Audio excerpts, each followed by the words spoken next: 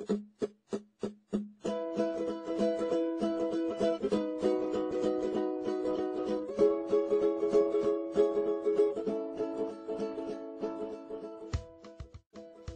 theme of fitting in and standing out can be seen in many different areas of our society. It has been presented in the text The Great Gatsby, as well as in ancient Rome, and today we can even see it in our modern times through popular culture and the different propaganda and commercials that we see in our everyday lives. There was nothing to look at from under the tree except Gatsby's enormous house. A brewer had built it early in the period craze a decade before, and there was a story that he had agreed to pay 5 years' taxes on all the neighboring cottages if the owners would have their roofs thatched with straw. Perhaps their refusal took to the heart out of his plan to found a family, and he went into immediate decline. His children sold the house with a black wreath still on the door. Americans, while occasionally willing to be serfs, have always been obstinate about being peasantry. Fitzgerald, 93.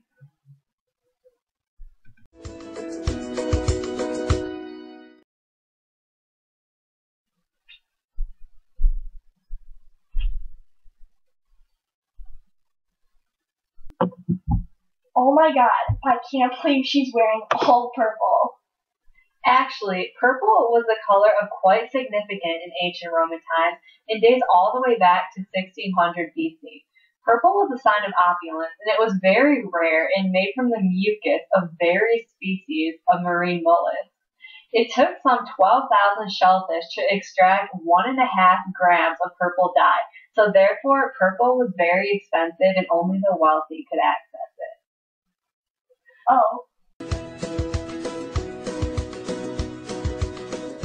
Whether I'm right or whether I'm wrong, gotta be me.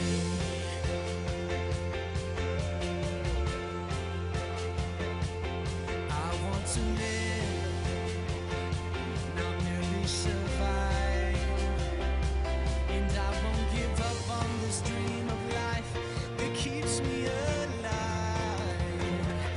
Gotta be me.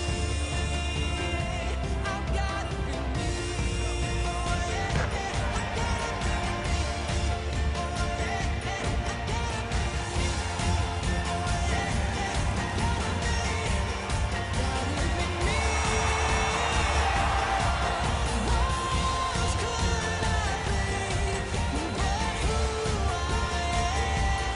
Gotta be me. I've gotta be me.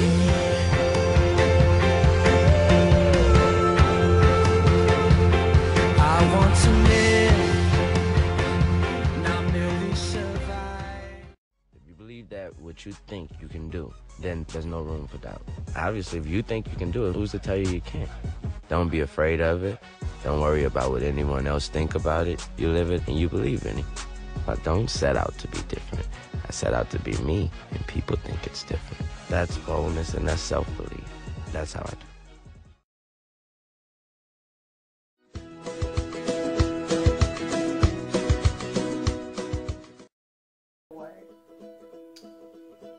An example would be saying excuse me when you sneeze in public.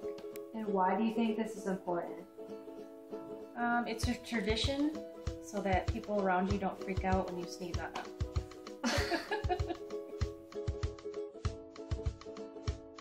Is it more important to fit in or stand out to you right now? Me?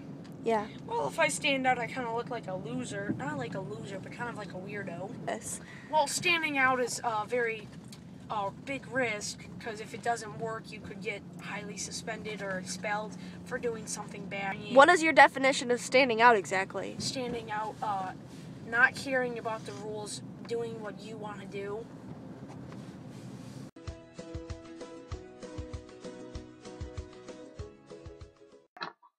Okay, so referring to the question, how do you see these thematic ideas applying to your life in the situations you find yourself in as a sophomore? Well, I have 3 examples.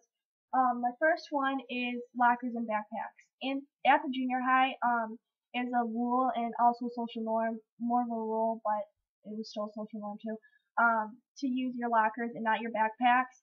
But like every now and then you would see this kid using his backpack, and the first thing that would pop into your mind is, ooh, he's a nerd.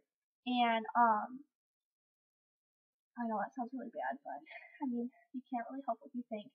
You can, but, yeah, anyway. At the high school, everything kind of just, like, flipped around, and now you're supposed to use your backpacks and not use your lockers, and you don't really have a choice. Like, if you were to just use your locker and not your backpacks at all, people would just think you're stupid.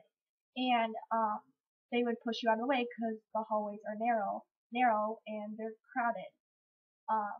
So you don't really have a choice. Standing out comes with a certain extent, and once you start to stand out like too much and you go like past that certain line, you start to become egotistical, and yeah, so it's really all about like the balance of balancing, trying to fit into the social norms, like knowing what's the social norms and what's just going with the flow, and how to stand out by being yourself, not by being obnoxious. So yeah. When I think of fitting in and standing out in a high school, I think that it's a very broad interpretation.